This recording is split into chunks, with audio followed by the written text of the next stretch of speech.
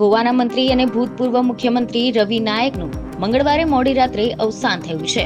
તેમના ઘરે હૃદયરોગનો હુમલો આવ્યો હતો. ત્યારબાદ તેમને પોન્ડાની એક ખાનગી હોસ્પિટલમાં લઈ જવામાં આવ્યા હતા, જ્યાં ડોક્ટરોએ તેમને મૃત જાહેર કર્યા હતા.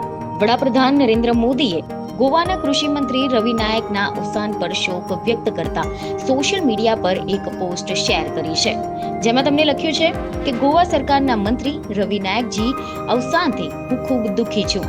તેમને એક અનુભવી પ્રશાસક અને સમર્પિત જાહેર સેવક તરીકે યાદ કરવામાં આવશે, કે જેમને ગોવાના વિકાસ માર્ગને સમૃદ્ધ બનાવ્યો છે.